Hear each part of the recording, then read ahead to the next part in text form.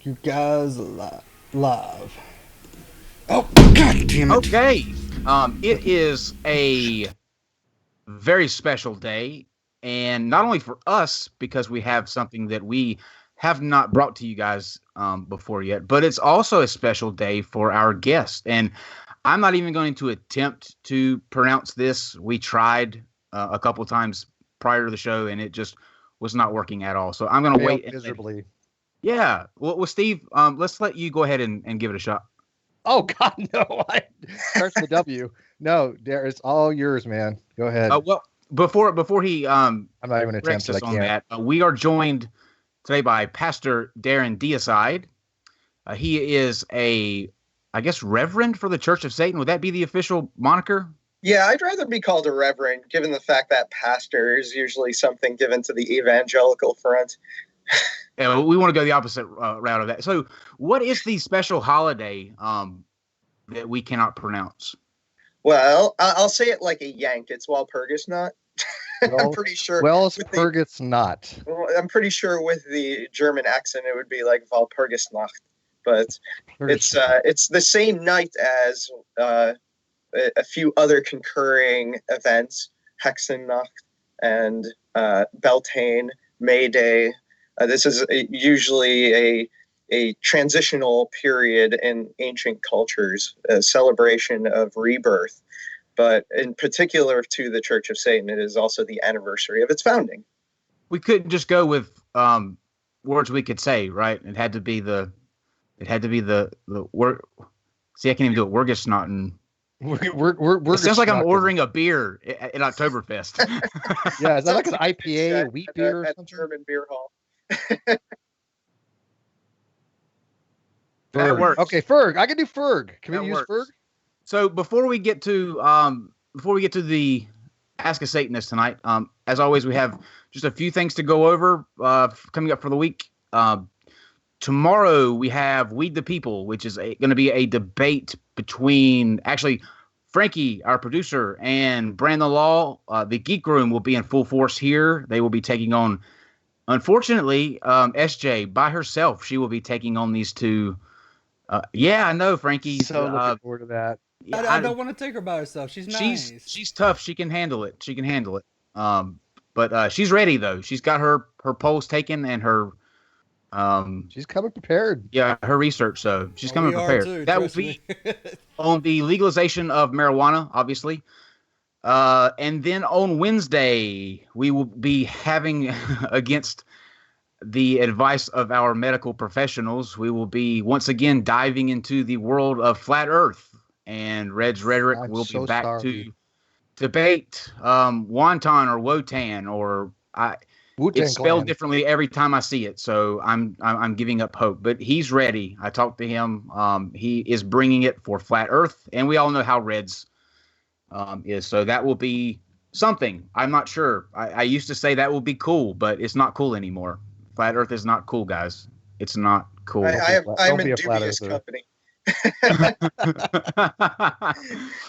And then on Thursday is the viewer requested Egyptologist Dr. Maggie Bryson will be here to explain whether or not the pyramids were used for tombs or they had something else in mind, and we'll go over the Sphinx and some things that are questionable there. So looking forward to that. There's a lot more, but I'm excited to get into about May 10th. Huh? Tell him about May 10th. Oh, yes. Well, I'm going to let you, because he's your friend. I'm going to let you, I'm going to let you tell. Yeah. So on May 10th, we will have the amazing astrophysicist, Dr. Hugh Ross, joining us for a conversation with another astrophysicist, actually. I believe his name's Felipe. Again, don't ask me to pronounce his I can't do his last name. I cannot do that Guerrero, or is that what it is? But anyways, we have contacted Reasons to Believe, and Hugh loves us. He loves this channel. He loves the great debate community, and he's thrilled to come back on. Matter of fact, they've been asking us if they want him to come back on. So we have arranged for him to have a discussion with another astrophysicist on Big Bang cosmology as it relates to the Bible. So in other words, I will be probably have a look of stupor on my face and not know what's going on the entire time. It's going to be awesome. So, Sounds like shoving a square peg in a circle hole. Well, I've been there before. That's what he does on a Saturday night. Yeah, on a good Saturday. So, guys, as we've said countless times before, tweet your questions to NonSec Show. That's NonSeq Show, or you can leave them in the live chat, and either Steve or Frankie will catch those as they're looking. We are going to be selfish for a little bit because we have a ton of questions, and then we'll open it up to you guys. This is going to be basically learning about what Satanism is against probably what you think the stereotype is, because I think we all have a little bit of that in us, but I think we're going to find that it's not quite that way. And to begin, I'm going to let Reverend Darren introduce himself, tell us a little bit about the Church of Satan, and then we'll follow up with some questions after that. So, Reverend, the pulpit is yours. Okay. Well, I am under the pseudonym Darren Deicide. It's a show name. I have a lot of fun with it because I'm a musician, sort of like an amateur musicologist, but generally a Renaissance man, I would say. I like to brew beer as well as swing dance and otherwise engage the muse of dark traditions within Americana. I also do a production company called Hokum, all sorts of stuff. I'm not going to sit here and just like blow hot air about how awesome I am too much, even though I'm a Satanist. It's required, isn't it? I am great. I dress fantastic. After that, the next question has to be, are you single? Am I single? No. He hits on every guest. It's a thing. It's a valid question. You hear swing dance and you have to be like, this man has to be taken. He just has to be taken. He's just too fabulous not to be. Tell you, if you're a man and you know how to swing dance, get out there, man. It's like shooting fish in a barrel. It's great. You know what? I'm going to admit something. I've never admitted on air before. So cut this part out eventually. I actually square danced for a long period of time. I'm not sure if that rule applies. You like country chicks. See, that rule definitely does not apply. Okay, let's explain something real quick. When you hear swing dance, there's a tier, right? There's this tier of this. Swing dance, square dance. The only thing that tops swing dance is salsa or the tango. The tango. That would probably be neck and neck contenders, but square dance, you're going into like hoedown territory. Take what you can get. You okay? You just got to reorient your fetishes in the right direction when it comes to square dancing. It could get very interesting. This is going to be a great show. I can already tell. You might have to go the So the church. You might have to go the Brokeback Mountain direction, but it'll be fun. Oddly enough, I am okay with that. This is why I don't go outside. Square dancing for you. So the Church of Satan. What exactly do you do for like? What's your role as Reverend? And kind of give us a little bit of the background behind the organization as a whole, because I know there are people out there who have kind of in their head what they think a Satanist is, but I guarantee that it's not what it is in reality. Okay, well, my role as a priest is I've been entrusted by the organization to do things like this, to essentially go out and be able to speak as somebody with some level of competence about what Satanism is. It's something that the Church of Satan in general sees itself as the keeper of.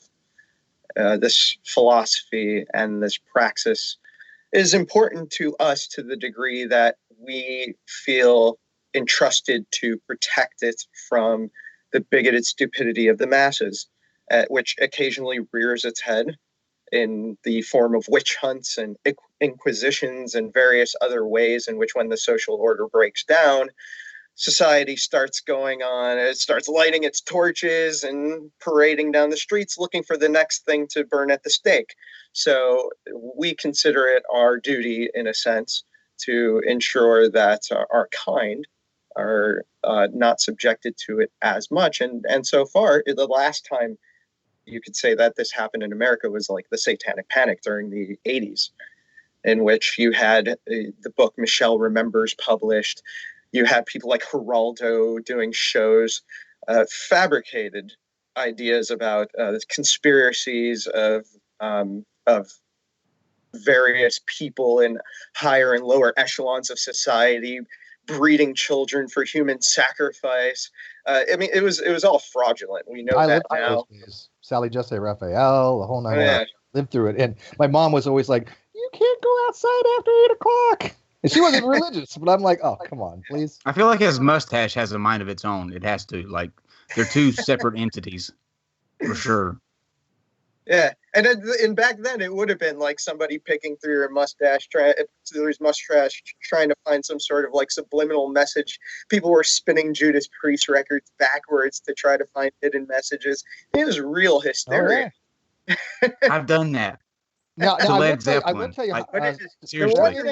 Stairway to Heaven. If you do play it backwards, it does a lot. It does actually sound a lot like "Here's to My Sweet Satan." That is straight up. It does sound like it. Of course it does, because you're rewinding it backwards. Like it's not so. You're hearing what you expect to hear. You're hearing what you expect to hear. You know what? That might be true, but I tell you, it still sounds very. I played it for people that had no idea what they were listening to, and they were able to infer the same thing out of it. So it's very notable if you have to listen. Here's what we've learned about Steve tonight. He can square dance, and he believes that Satan lives in a Led Zeppelin album. Well, that wasn't. And it's only been the first 5 minutes. Didn't get there by so what exactly just good music playing, did it? What exactly do you believe? Like, what is the doctrine of the Church of Satan? Well, first, to abolish belief. Belief doesn't really play a role in Satanism. What we're interested in are experiences that may be called supernormal, in the sense that we're interested in the frontiers of science and philosophy and psychology.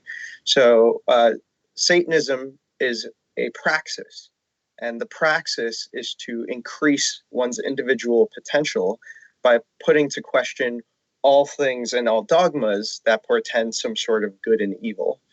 We don't really see Satanism doesn't really see any objective morality, and that instead, if you abandon the concept, you can self-create your own morality through the process of thinking, critical thinking and open-mindedness, but also through the process of magic, which is essentially ceremonial and various other means and other trappings in which one is able to really experiment with themselves psychologically and find ways to engage the world in meaningful ways for their ego, because that's all the concept of God is.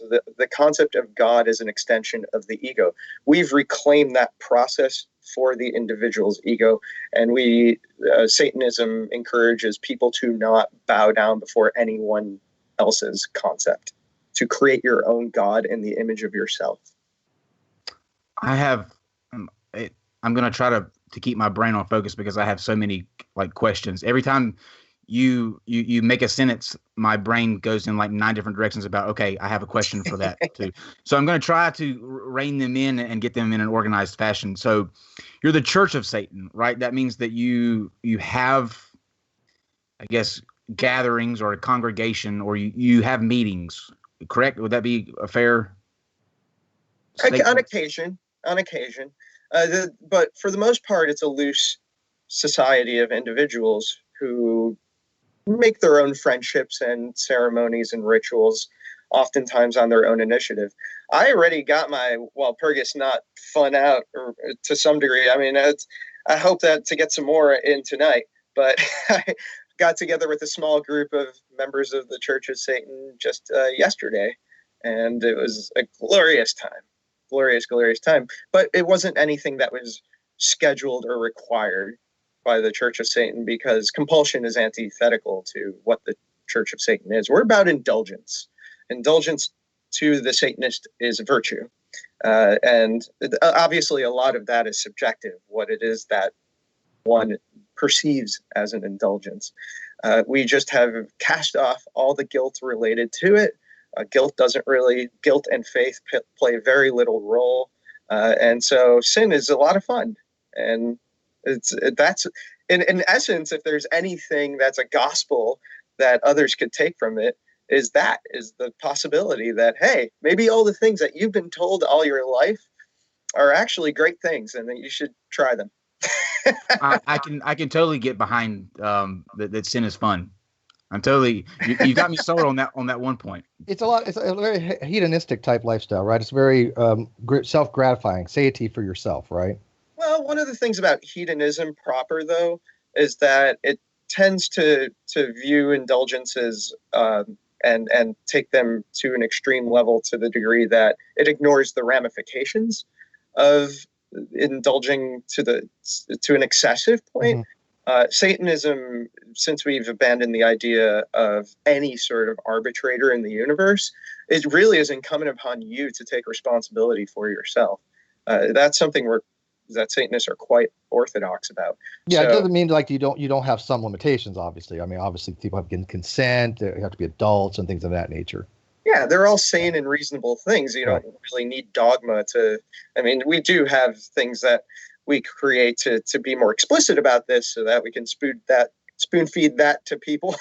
Well, I think it should be explicit in some place. I mean, you need to write things out. There are people that need to learn certain things, right? And I've read, a lot of the satanic things, and you know what? Most of them are common sense to me. They're not even that controversial in some ways, I would think. Yeah, absolutely. Rationalism, realism, sensibility, these are all virtues, and virtues I put in quotes for a Satanist. Obviously, for one thing, we don't, Satanism, for the most part, has rejected the idea of an afterlife. So life being the great indulgence is something that we, in general, don't want to lose out on. So, a hedonistic lifestyle might lead to someone all of a sudden being ailed in a way that their quality of life has really been degraded. I think a lot of Satanists prefer to call themselves Epicureans or bon vivants, people who really just enjoy life and are self-aware enough to know where their limits are and are willing to work within those. So would you say that your gospel is being woke and YOLO? Being woke. That's what the kids are saying these days, right? That's what I hear. I'm just trying to be hip, guys. So let's dispel one what I think would be a stereotype, and that is, do you actually worship Satan himself? No, worship doesn't really play a role in satanic magic, because worship is the sublimation of oneself. It's turning oneself essentially into a slave by kneeling and groveling. When you engage in those sorts of behavior, you're training yourself for obedience. And we're not subservient people. Slave religions are for people who want to follow, say, like the monotheistic religions, who want to grovel and praise God, and who's, disgusting despot and tyrant. Our hero is one who stood up to God and said, "Fuck you, I'm going to do my own thing." And, he created his own type of victory on earth. That's inspirational. It's not inspirational to people who just by disposition need that thing in their life, or they need to kneel to something and worship something.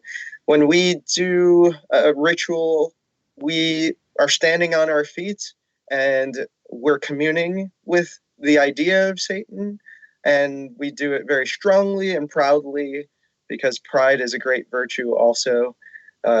It's, again, a sin to everything else.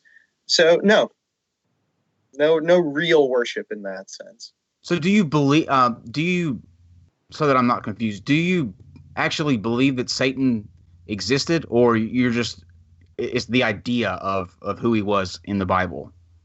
Satan is an archetype that represents a certain type of potential to Satanists. It's a very complex archetype. Carl Jung narrowed into it with his book, The Four Archetypes, and he identified what is essentially Satan as the trickster. But literally the translation of Satan in Hebrew is adversary. So it's a very complex. Satan Yeah. is a very complex character in that Satan usually plays the role of the counterpoint.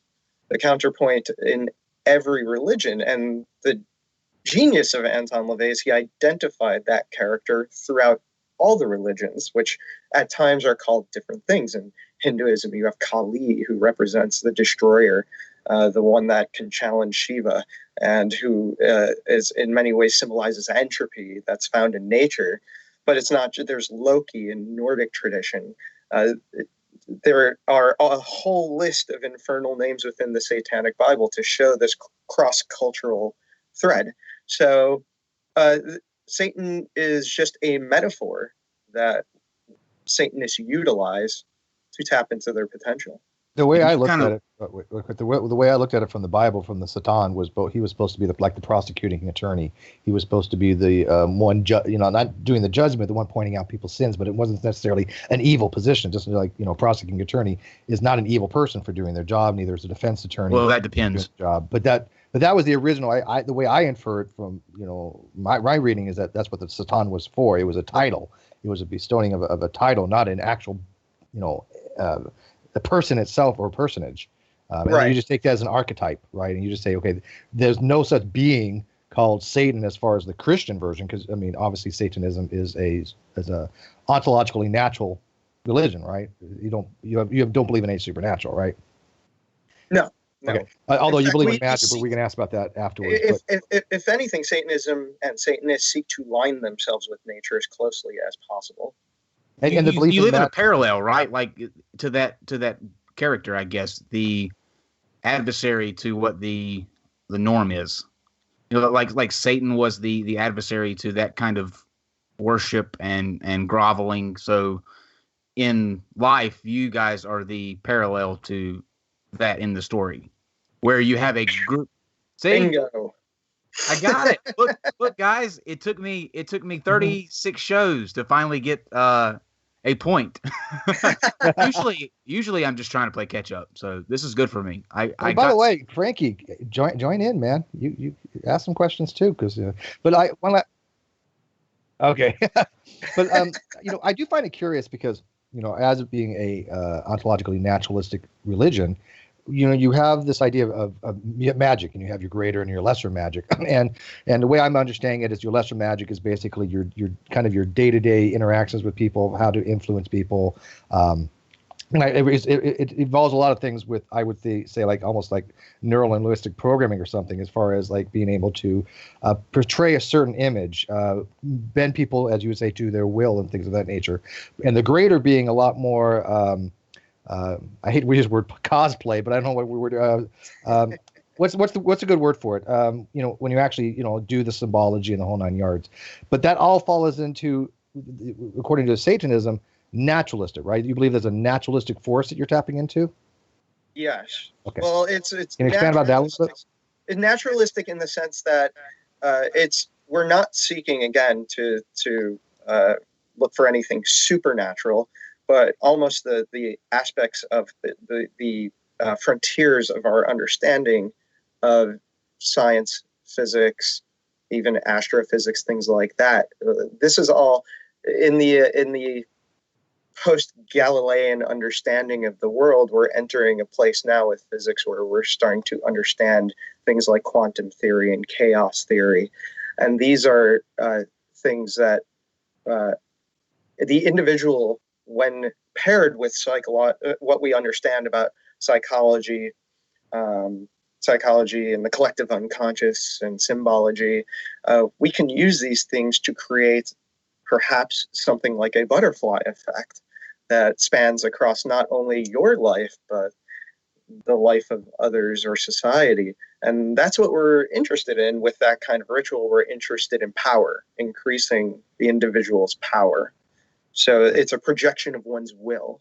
And when one is in ritual, they're achieving a Gnostic state that is not an intellectual state of mind. It has perhaps more in common with like hypnosis or hypnotherapy.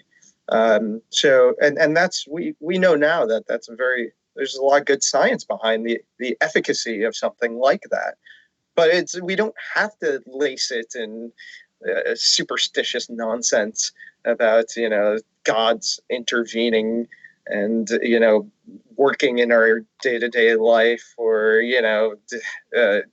does the ritualism though help with that? I totally agree with you as far as those mind states, and I totally agree that there are things you can do to get into a more, as you put it, Gnostic state.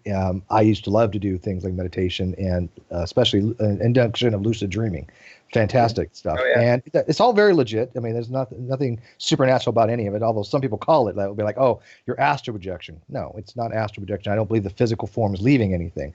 But there are various brain states. But do you think that the ritual with having the symbolism of the occult adds to that? Do you think it has a synergetic effect of some sorts, even though it doesn't play any real ontological influence on it? All I could say is, why don't you try it? Well, I was getting ready to say, as I said before, Wednesday we have a flat Earth debate. So if you know any tricks that can hypnotize me to get me through that debate, I would be more than willing to try that. Dude, that's gonna be the weed discussion. We're going to smoke.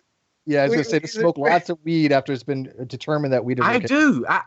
Frankie, how many debates have I said I am not nearly high enough for this in midway? It doesn't work. I think all of them. So my question that I kind of alluded to. Satanism.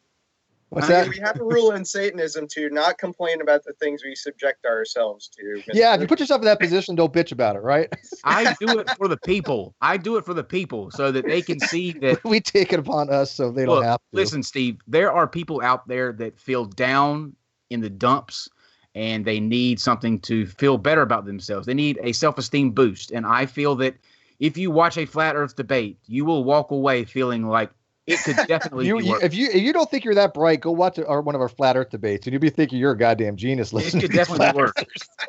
So I kind of alluded to a question before we went on air, and this is probably like I am totally for everything that you have said thus far, except for the eating babies part. I don't agree with that. But if they're barbecue, it was supposed to be a subliminal message. Oh. My bad. I shouldn't have played that Hanson record backwards. Hanson satanic forward. So everything that you guys stand for, I think, is good and it's empowering. But why do you have to go the extra step and make it I don't want to say a religion, but like a religion where you have the organization and you know what I mean? Like when you leave religion, like for me, you leave it because not only is the stuff that comes along with it just absolute nonsense, but you're kind of glad that you're leaving I got to go here on this day and do this on this day. And you know what I mean? Like, why did they make it into an actual, I guess, formal type of religion? Well, an organization exists for the reason that many organizations exist with like-minded people. It's simply to commune and get together and share ideas and perhaps make friends and socialize, I mean, I brought up the other stuff earlier about we also feel this need to protect and defend the ideology that we're a part of. So I think when Anton LaVey was thinking about Satanism, he often pointed to this idea that it conceptually, he thought that he was identifying something like a meta-ethnicity of people that have existed, but who have never been called what they are. And they are often people who are centric outsiders, who are pushing the frontiers of things and who are self-created and fearless in their self-creation. And that there are people who are sort of willing to walk against the norms of the herd, and oftentimes posthumously appreciated, but in their lifetime are rebels and strange people to everybody else. I think that he or all of us really, if anything, would like to know that those people in the future know on some level that they're not alone, that it's okay to be weird and strange. Okay, that's fair. I think that's a good answer. whatever that weirdness or strangeness. Individuality would be I hate to quote unquote virtuous, but you do espouse that. You want that people to have their individuality and able to feel proud about themselves, right? Absolutely. With a lot of the people who are in the body of the Church of Satan that constitute the priesthood and are working on the more intellectual side of Satanism identify what we call de facto Satanists. They are people who existed prior to the existence of above ground Satanism, but who exhibited traits that were essentially satanic ideas and satanic disposition. And take, for instance, say Max Stirner, who wrote The Ego and Its Own. He's absolutely a precursor to the idea of Satanism. And he's certainly one of the founders of anarchist individualism and an influence on Nietzsche and others who came after him, but was certainly somebody who put to trial the concept of God and thought that individualism was really the way to go for a certain type of people. Do you find that I guess back when, this may be a good point to kind of point out too, but Anton LaVey, can you kind of give us a brief synopsis of how he founded Satanism, and then is the stereotype getting like better? Like, are you seeing more people kind of come into the Church of Satan, or is there still kind of that stigma when you say the word Satan that, oh, this is bad, I can't go anywhere near this? Which one should I answer first? Let's go with LaVey. Okay, because those are two very different questions. I have a habit of doing that all the time. Anton LaVey was an eccentric character around the San Francisco scene in the mid to early 60s. He was a calliope player at a circus, and he was someone who was interested in fringe and occult ideas, and he had a small group of people that he called the Magic Circle that he was doing experiments with. He eventually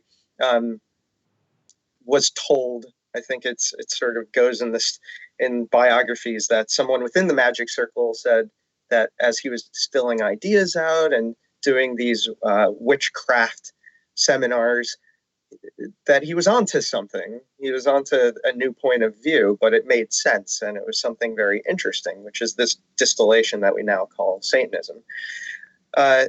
What happened after that may be a bit of a mystery, because even on the Joe Pine show, that question's asked of Anton, and he says, well, you could say I received the call. Nice. All we know is that he painted his house black, shaved his head, and on this day in 1966 declared the founding of the Church of Satan. And from there, it was just a media circus. All sorts of people then started congregating from the media around the Black House, which is what everybody called it. And from there, the rest is history. As far as like the prejudice goes, in some ways, it's much better now, in the sense that now we've had 50 years of explaining Satanism to the public. So a lot of the cat skinning, baby sacrificing nonsense is kind of it's water under the bridge now. So I often talk to people who are reasonably intelligent people who aren't even particularly familiar with the occult. And if you say you're a Satanist, the response is, oh, yeah, that thing that Anton LaVey started. Yeah, I know what that is. Atheism, Darwinism, materialism, ritual. Yeah. Yeah, they just lump all that stuff together, right? Yeah, I mean, they at least show a general understanding of it, and you don't get the clutching of the crucifix. Like I would have done probably 10 years ago. That would have been me. But what I do find is that there's, in the face of that, there's a new type of prejudice that one who openly identifies as a Satanist does have to confront. And it usually actually comes from the more liberal humanist side of things, especially when you bring up social Darwinism as part of the philosophy. Usually that leads to some sort of having to beat back the idea that you are a fascist, or that you are arrogant and want to see like all disabled people thrown into a concentration camp and exterminated. All sorts of like. We just took a really dark turn. Yeah. It's You were just talking about eating babies 10 minutes ago there, Kyle. I did not see that And this is coming. the dark turn? This is a godless cranium that actually came up on that podcast. There were people who were just insistent on the question of, well, what would Satanists do with the disabled?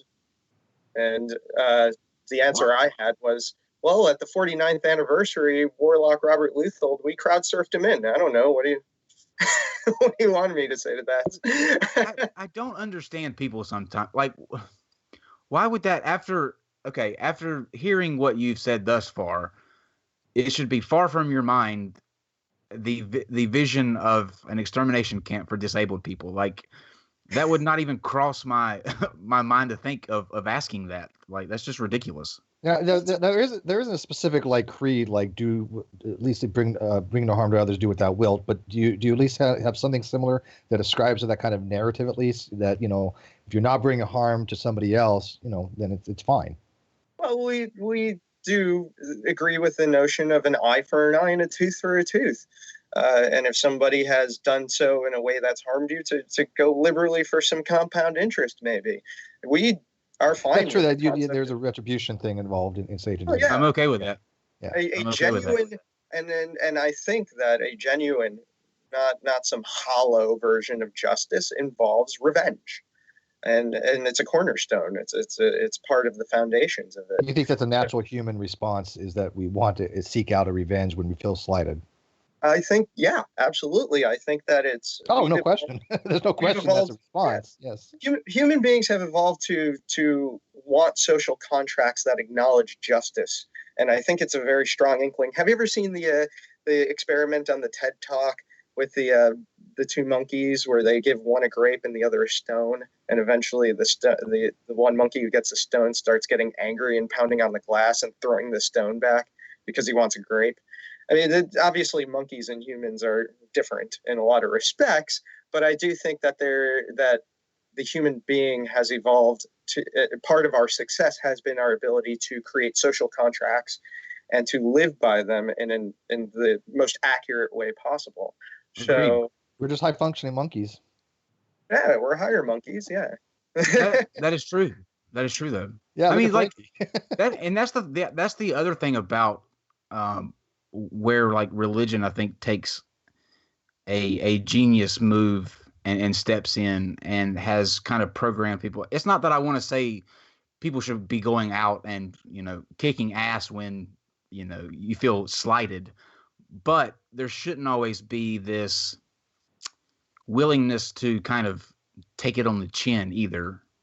You know, like, I don't want to see violence on one hand, but I don't want to see assholes get away with anything, because assholes live forever, and that's just not right. So you'd like to see people get their just desserts. You like to see there's some kind of I hate to use the word karma because I don't believe in karma, but there's something at least in the universe where if you be an asshole to enough people, it's going to bite you in the ass at some point. But they all live forever. They assholes live forever. It's true. Nobody lives forever. Well, and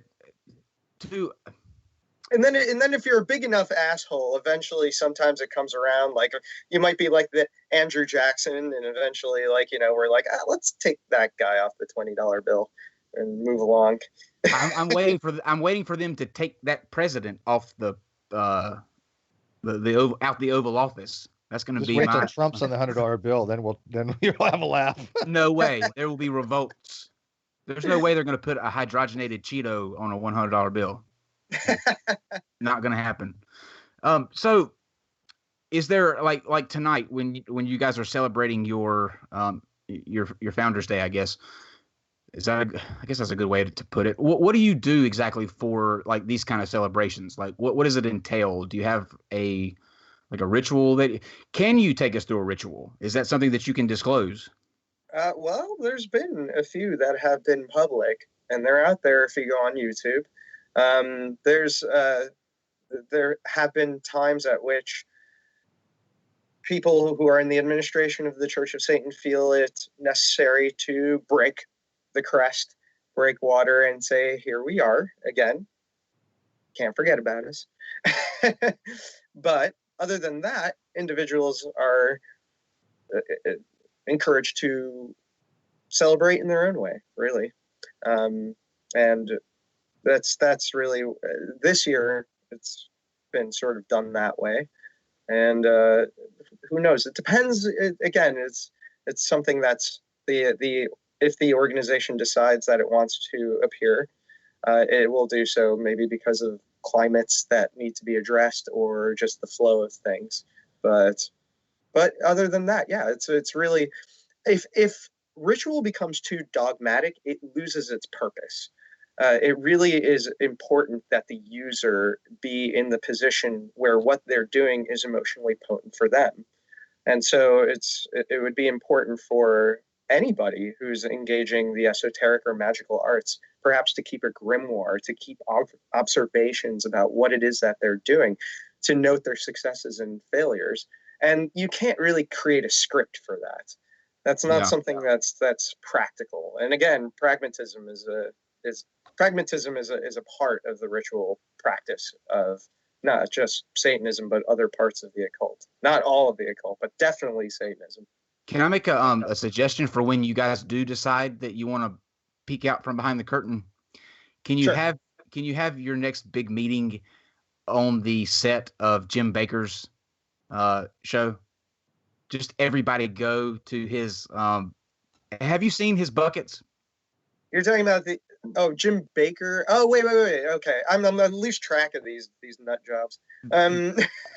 The old he's been around. Televangelist. Yeah, he's still around. Yeah, but he looks like death. He doesn't even look like the same person who he was in the 80s. I mean, look at Jim Bakker in the 80s and look at him now, and you're like, that is not the same person. He sells buckets for Doomsday. Like, he sells these buckets of food for like thousands of dollars to prepare people for the end of the world. Now, what makes him, what sets him apart from everyone else is that I'm not sure the right way to say this, but Frankie can vouch for me on this.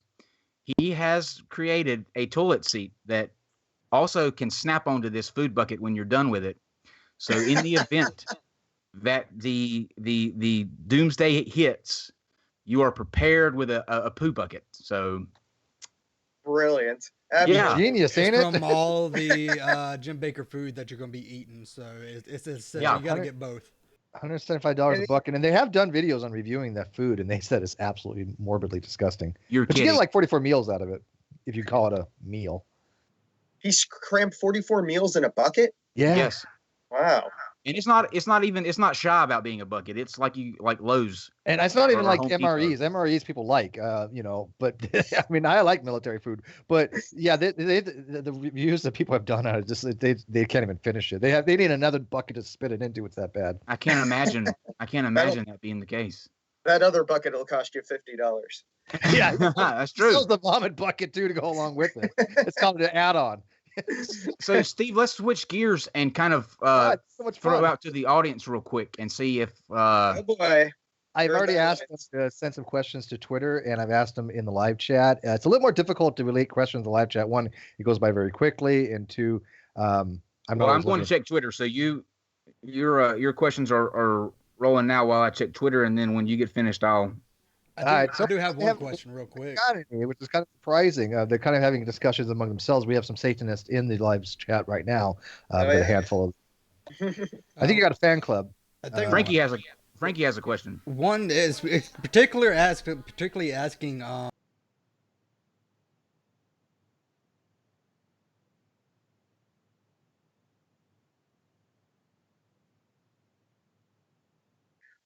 Well, the Church of Satan is not a physical building. The Church of Satan is a association. The Church of Satan can very easily be found at churchofsatan.com. And from there, anyone who's interested will inquire and begin their path with us if they wanted to.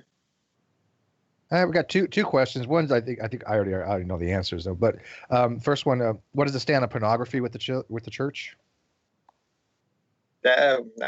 What's your favorite? I don't know. That would be the standard. Yeah, I mean, are they supposed yeah. to have a particular niche that they have a favorite about or something? I don't really understand the question. Is that what you're asking me? Couldn't tell you. I don't think Satanists are not against watching porn. I don't know why they would be.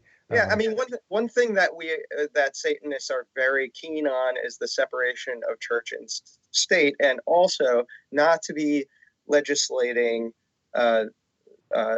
morality in the sense that totally on board with that. Puritanical ideas of this is acceptable or unacceptable, or this is art, this is not art. As far as pornography goes, I think 99% of Satanists would take a laissez-faire attitude towards it. Yeah. No, I think I agree on that wholeheartedly. This next question, we kind of talked about this prior, and this might get into a lot of tangential stuff, so answer it as you will. But Tyler had asked about the activities of the Satanic Temple and how the Church of Satan distinguishes itself from the temple, and what are the main kind of ideological differences per se, rather than just being they're separate entities. Well, it's clear that there are other organizations just like that one that are taking a humanist view on Satanism, quote unquote. As far as Satanists are concerned, is the second you start taking that view, you've really just departed from the very important contextual part of Satanism. But in particular, any group that's flying the banner of Satanism to promote some sort of political cause or agenda is really doing a disservice to what Satanism is. As an individualist, it's not very easy to just kind of lose one's identity and get rank and file behind a banner and march into battle. Since Satanists are admittedly selfish to the degree that they are not willing to allow their own interests to go to the wayside, to make sacrifices for causes, that just really doesn't play usually a large role in a Satanist's life, unless it's just maybe there's a practical measure involved in that. But the idea that Satanists would congregate for some sort of general cause, especially one that's built around this idea like, oh, we need empathy for everybody. We need to, there's no mandate for that. I honestly don't see how that differs from a Christian point of view, which is a very hollow sentiment of love and caring. So what about their activities? Like, I mean, obviously the Temple of Satan agrees on the fact that they want a separation of church and state. I think that's something that is pretty much ubiquitous. Even most theists I know kind of want that. So what do you feel about their activities to put that in the forefront of saying, look, if the specific church is going to do something that they seem to think violates the church and state, which does happen quite often, they're going to step in and do something satanically. Like, it wasn't you guys? They had the coloring book, right? The big fun coloring book for kids, satanic coloring book for kids, which I thought was funny. I thought it was cute. I thought it was interesting. I find it disgusting personally, because really, it was a pushback to the. I mean, I took it for what it was, right? It was a pushback to the fact that there's encroachment of this theistic mindset into the schools, and they did it as just a, some kind of response to it. But what do you find offending about it? Satanists have, I think, children in general kind of adopt a kind of sacred space for a lot of Satanists, in the sense that here you have a being that hasn't been indoctrinated heavily by society and is still just operating on a lot of the sort of genetic impulses that it has. So much like animals, they have like their avatars of much that you would find in nature. And I think most Satanists lament the ways in which children are used as pawns in political games of adults. They're just not in a position to have a sophisticated understanding of what the implications are of any of this. It's really exploitation. Point. Yeah, I think that's a fair point. How about I rephrase it this way? I think the color book was funny for what it was, but not necessarily that it should have been given to kids. Mm-hmm. Okay. I thought it was. I mean, I looked at it. It was You cute. shouldn't. But, Yeah, you shouldn't drag. but I kids agree with out you. on I TV agree with in you that it probably shouldn't have been handed out to kids for the same reason you don't hand out any kind of religious material to kids, because you're right. It does kind of utilize them as pawns in something that they're not capable of understanding the actual information involved when it comes to choosing religions and the discussions itself. They're Sure. doing it despite the kids, or despite the adults, not the kids. You know, it was a tool to stick it to the adults in the situation. It had no real Right. benefit for the kids, and that brings up somebody just asked a question that kind of goes along those lines. What's your do you guys celebrate Christmas, or like what are your feelings of holidays like that? Is it something that you guys kind of stand behind, or not? Well, again, because we don't want the individual to get subjected to some sort of rote way of approaching ceremony or ritual. Again, it's sort of left up to the individual. But I think that Christmas is interesting in the respect that a lot of other Christian religions are interesting, because when you peel back the layers of what they are, you actually find out that they come from pagan traditions. They don't come from. They weren't born in a vacuum after, supposedly Jesus was born. And Christmas is something that prior to the domination of Christianity was the Yule, and it was the celebration of the winter solstice. And that's, I think, a lot of not just Satanist people and the cult people who tread the left-hand path, they like to go back to the old traditions, and use them in that way, if at all, if that's something that appeals to them. So yeah, I know Satanists that love Christmas because it just has this like very deep-seated trigger in them that they have an association with it, but that they reclaim it by taking Christ out of it, taking the Christ out of Christmas. And yeah, we had Richard Carey on, and it was a great discussion on Saturnalia and how the influence that the Yule log and things came from some pagan things. Now I don't think that all of it did. I think there's a lot of inappropriate zeitgeist things that people bring up and say, oh, this mythology came, influenced it Judeo-Christianity this way, and I don't see a lot of that in certain regards. But in this particular case, yes, I see that they did come from these old pagan type rituals. Mm-hmm. Yeah, absolutely. Sure. Yeah, sure. Yeah. I mean, the story of Jesus Christ is one big pagan revamp, if you look at it. But I know people also who just have very terrible associations with something like Christmas, and maybe inclined to do something that would gear them towards a black mass, where they're blaspheming aspects of Christianity in order to reconcile the season for them. Bill O'Reilly. Who's that? What? Bill O'Reilly. Yeah. Okay. He doesn't know how the tides work. I'm serious. You can't explain that. He is convinced that there is a war on Christmas. Yeah, I think you're backing off. When he was on TV, it was the atheists getting, like, I remember the billboard that was put up. I can't remember where it was, but there was all it said was Happy Holidays from the American Atheist Association. And he spent like weeks saying that there was a war on Christmas from atheists, and that it's like anytime you go outside of that norm, you're instantly trying to encroach on what they have. They have the market on Christmas. It's their holiday. That's like saying there's a war on Hanukkah because somebody wants to celebrate Christmas.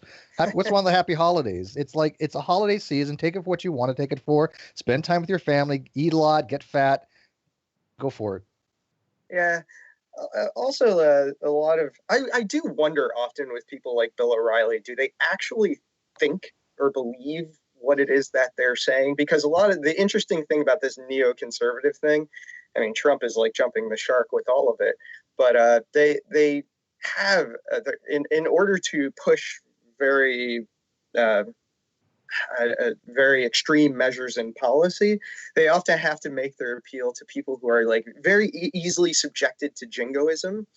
And I wouldn't doubt, you'd have to look into their heart of hearts to know, but I wouldn't doubt that behind closed doors, they don't believe any of that shit. I think Bill O'Reilly is a true audience. Convinced believes it.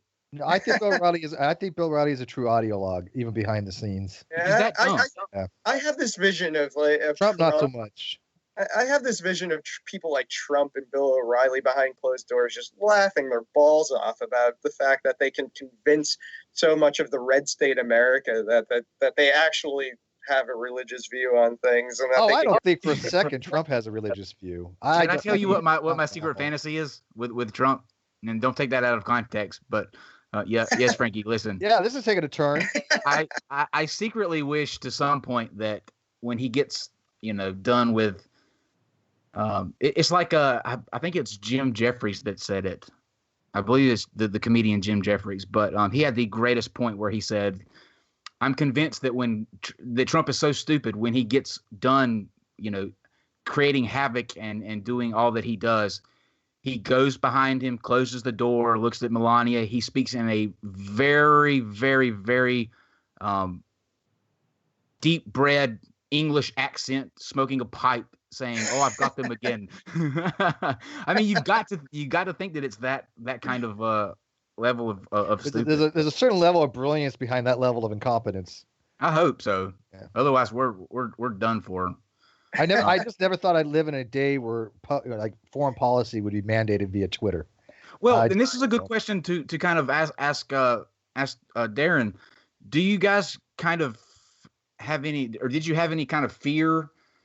Because Trump came into the administration with a wave of evangelical support. You got that kind of feeling that the tide was rising in their favor, and they were going to get another last hurrah from these evangelicals. Did you ever have any kind of like worry that might be knocking on your doorstep, so to speak? Well, unlike other groups that have tried to co-opt Satanism into some sort of cause, if at any point the political climate becomes one that's not tenable for people who identify as Satanists, it is a simple matter for Satanism to go underground. And that's part of the reason Satanism doesn't, on a practical measure, especially the Church of Satan, does not come out as a single cause or as an advocacy group.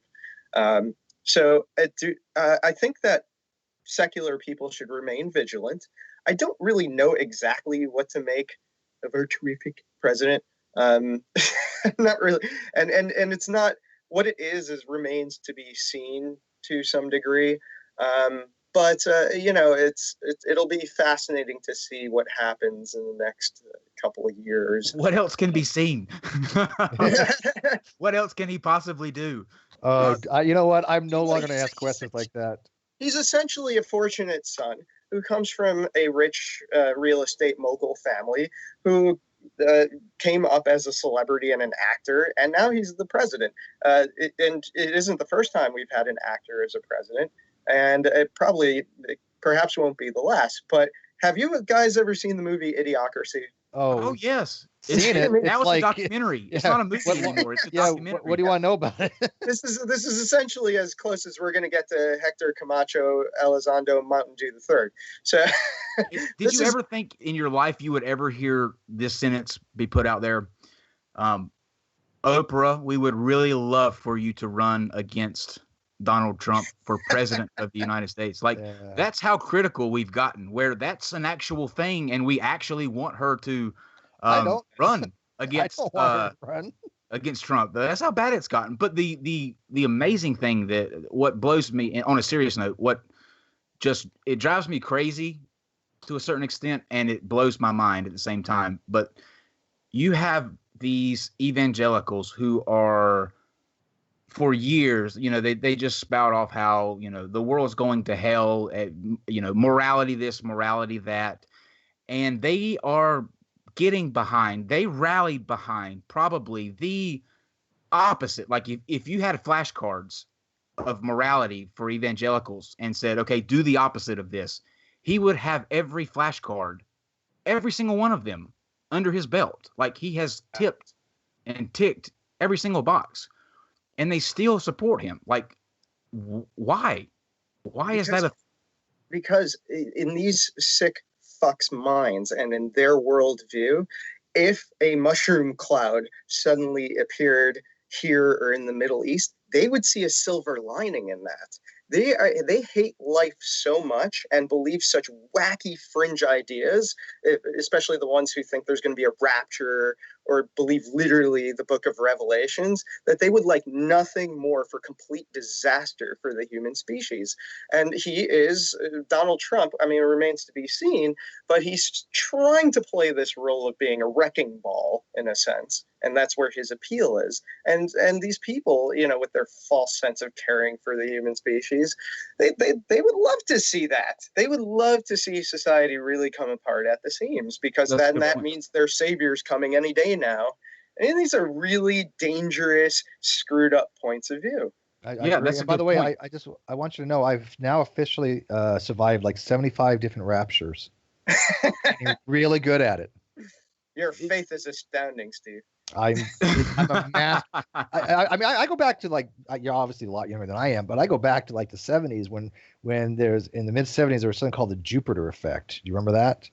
It was before your time. But the Jupiter effect was this book that was written and saying that in 1982, there'd be an alignment of the planets, which was true. And the combined gravitational effect would rip apart the Earth. And so, you know, I was like 12 when that came to pass. I hate people. And people were, and even at 12, I was like, you guys are fucking idiots. You know, the last note on Trump, and we're going to leave Trump in the dust, but I will admit this, that no matter who you are, when you went into that poll booth, no matter who you vote for, I did not vote for Trump, I voted for Hillary, but when you went into that poll booth, you stopped for a second and thought, maybe I'd like to see what this whole Trump presidency would bring. I mean, that's I think a true statement for everybody. At least at some point, you wondered what life would be like under a Trump presidency. And that I am ashamed to admit is probably my biggest regret, that I even hesitated for a split second before putting her name on there. Is there nothing to be said, though, for the emperor not having clothes? I mean, it is a good time on some level, and it's all the pendulum will most likely swing back.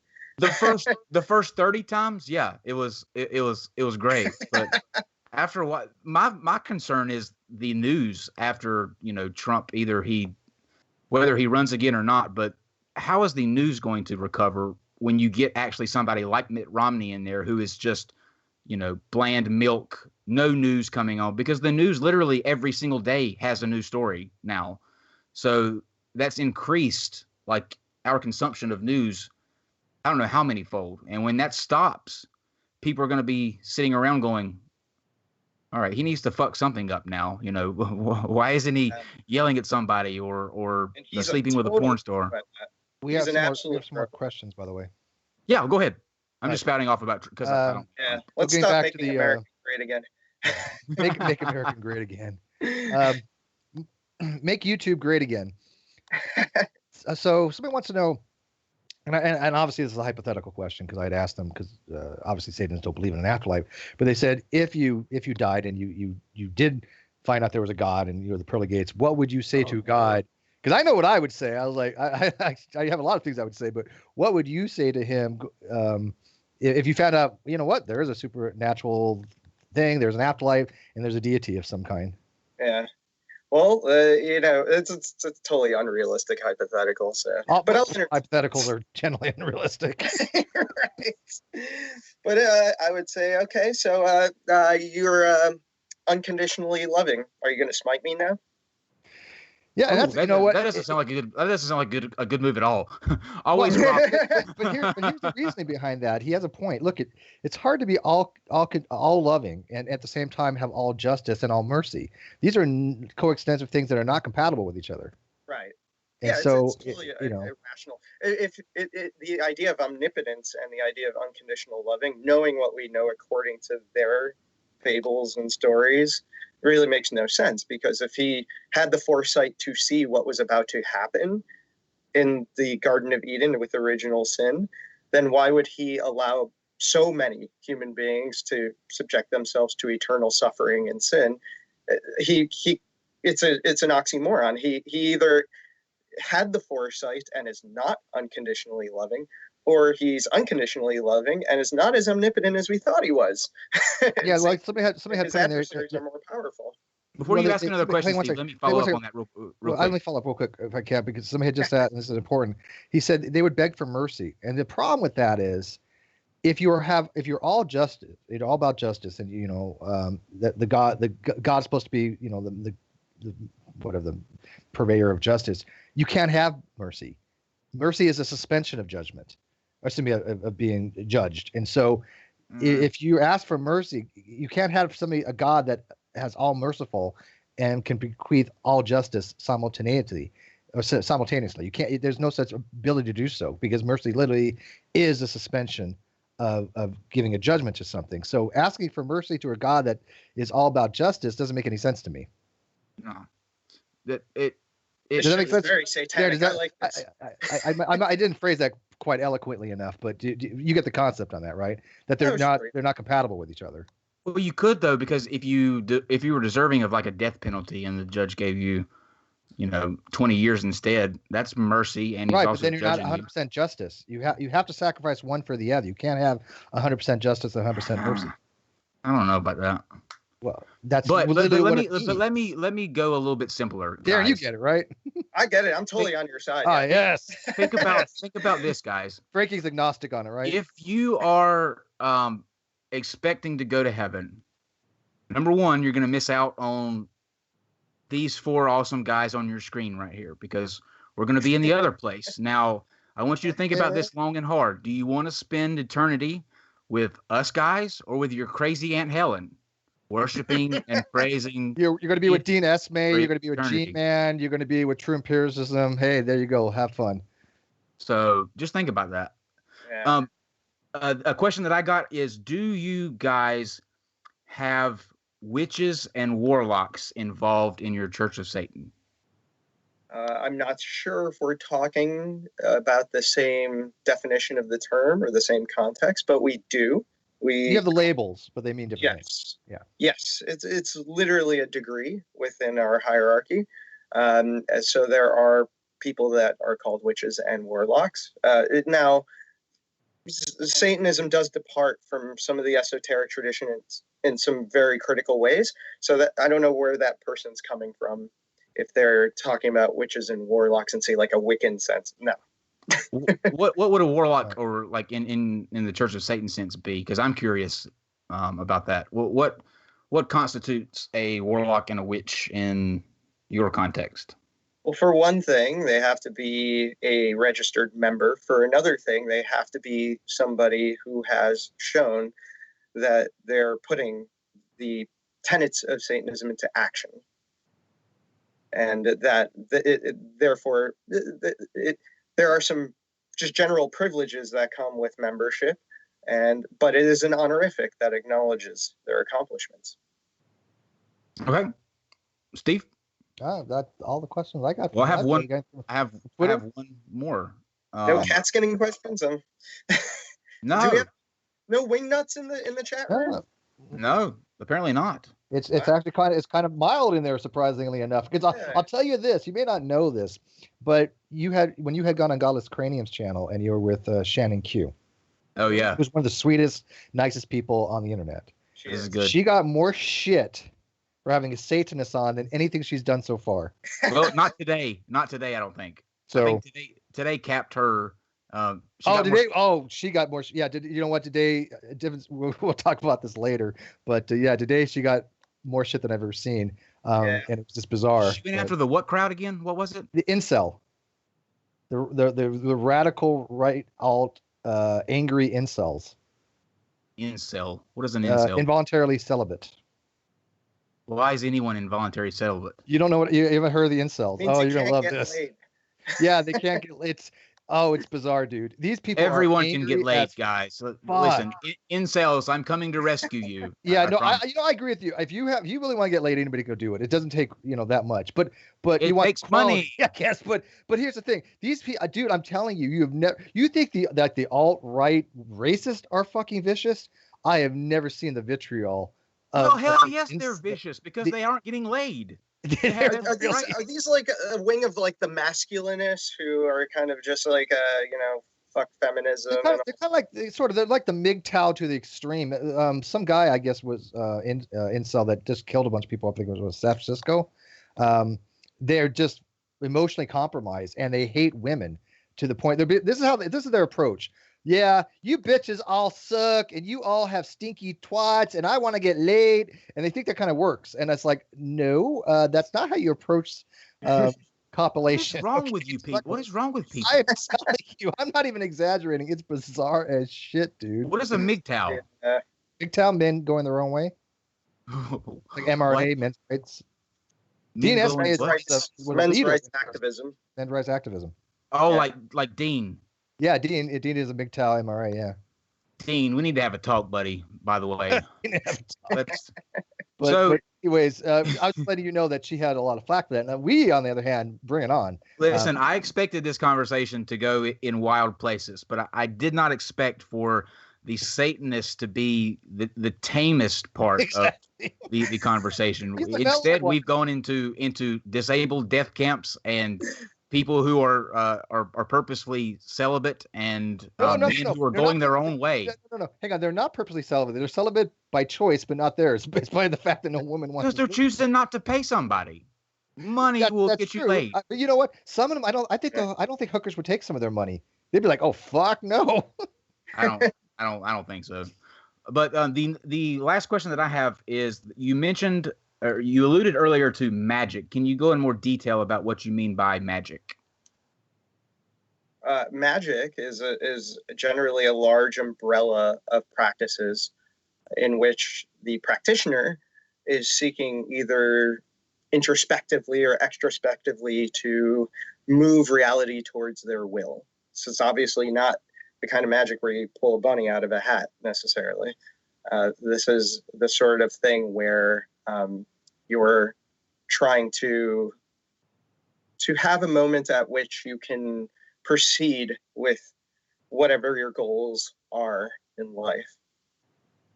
So now I'm curious again. What would be an example, I guess, of magic that we all could kind of understand, like something that you've either seen or done yourself that would fall under that umbrella? I have magic every day, let me tell you guys. Being a musician and doing what I do, it seems like life is just one magical moment after another. But I mean, in a more general sense, the ones that are public, the rituals and practices that are public, are some of the basic ones are right there in the Satanic Bible, in what's called the Book of the Earth. And in the Book of the Earth, there are 3 rituals, basic rituals, designed around compassion, destruction, and lust.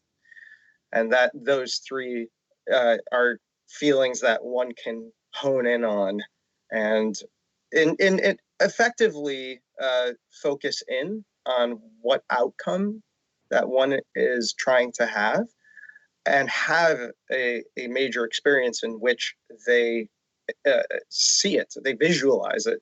There's a lot of books now on this sort of stuff about, I think his name's Robert Greene, who writes on the ways of mastery, but others who are into positive psychology and the idea of visualizing one's goals. These are sort of like on the higher tier Maslow hierarchy of needs.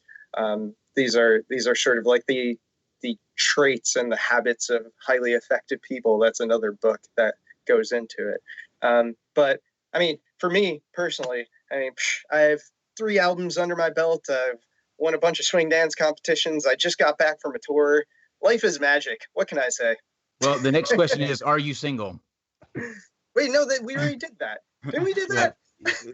I when you were talking there a second ago, just let me put that out there, because I think I've found a way for you guys to really get a extremely good public image going and just erase all that negative stereotype and help these poor incels at the same time. You spoke a second ago of the magic of lust, the lust magic spell. Can you cast one on this apparent mass of incels? I think that would be a really good public service. I think they're really in the way of their own selves. It's kind of like that guy who gets fired and he's like, "You can't fire me, I quit." Sounds like a bunch of guys who just kind of got cock-blocked and are just like, "Well, it's their fault." You can't fuck me. I'm going home. So, Right. so Caitlin had asked, and you had mentioned this a little bit before. She asked if Satanists have a book of shadows, which I would relate to probably what you were said before, that you said something along the lines that they should keep a grimoire. If they keep a grimoire, is it going to be something similar to the book of shadows? You could say that. And again, nothing's mandated. Right. There is, because you don't want to be dogmatic, obviously, like you said. right. There's a big canon of literature for Satanism, and it's not hidden. It's all out there. There's the Satanic Witch, which originally was called What to Do When Virtue Fails, but was retitled after the forming of the Church of Satan. There's the Devil's Notebook. There's Satan Speaks. There's the Satanic Scriptures by Peter Gilmore, who is now the current high priest. And there's the canon just keeps expanding. There's now a book by Magister Dr. Robert Johnson called The Satanic Warlock. And I suspect that satanic thinking is just going to keep creating new and interesting literature that will explore new breadths of understanding. Do you think that I could become a warlock one day? Do I have already look like one? You look at it. You look like a Satanist, Kyle. You just need the clothes. I think you guys are quite satanic. Oh, thank you. I think. I mean, I Kill him. No speed bumps here today. It's been nice. It's smooth flying. If you guys listen after the show, if you play our show backwards, you'll get the message. Yeah, it's a whole different thing. If you play this backwards, give it a try. Yeah, if you play this backwards, I become an atheist and Kyle becomes a theist. I'm not ever going back there. Don't you dare push that rewind button, guys. Don't you dare. But yeah, I agree. I think this was I knew it was going to be good, but this was fun. Like it was a lot of fun. Yeah, it was a lot of fun, gentlemen. This is, hey, what else am I going to do with my Walpurgis nut? I don't know. I'm going to go out there, maybe hit the bar. Let's see what happens. Yeah, have a drink for us. I know what I'm going to do with my Walpurgis snot later. Yeah. Tell when you're out and about, tell people that you're tell people out, hey, go watch my interview that I did today to celebrate Workers Schnuckers Bookers. I'm not even going to try. Sorry. Yeah. So Darren, it was absolutely fantastic having you here. Fascinating. I think that, at least for me, like I had a general idea because I had kind of read up on, what you guys were about. If you would have gotten me probably 10 years ago when I was still heavy into religion, I mean, I would have probably run screaming. You've been screaming for Jesus this entire time. Yeah, but just because you have that, we enjoyed that reaction too. Every bad thing is Satan's fault. You're indoctrinated that it's, and then you have people who are actually calling themselves the Church of Satan. Oh, it's just unbelievable. That can't happen. Do you know what I find the most interesting is when, you tell people your position. Like, obviously, you're very clear that you don't believe in a being called Satan. And, I mean, anybody who looks into Satanism, especially, the Church of Satan, not Luciferian or some other branches, but the Church of Satan doesn't believe in an actual Satan. And you still have people out there going, oh, well, yeah, they actually believe in Satan. And it's like, they do not understand that they're misrepresenting a position. And I find that to be so distasteful. Whether they agree with you or not is not the question. You have a position, the church has a position, and they willfully misrepresent it. And I don't get that. But see, that's the fun, and that's why Satan. You play that up, right? You actually that is part of the fun for the Satanists. We are Satans, and all the better for it, because I don't need those people around. But it plays into the narrative. Thinking indulgent person needs that shit. What's that? It kind of plays into the narrative Satanism that you're mocking them for doing exactly what they're just doing. Right. Yeah. And isn't it great? I love it. I gotta admit, there's a comedic factor to it. I'm not gonna front that. I can definitely see that. One of the things that, like, Anton LaVey was a very campy individual. He liked freak shows and he liked carnivals. He liked the sort of the way in which the kind of Barnum and Bailey style of doing things, and so he was disregarded very often. And I think that at the same time, nobody would have paid attention to him had it been called something else. And it just really goes to show that Satan is still the same potent symbol that Satan has always been. We have to touch on the subject again. Yeah, we didn't have such on this. We actually had more Satanists in the live chat than I expected. I don't know if you tweeted this out or. Hello, Satanist. Hello, Satanist.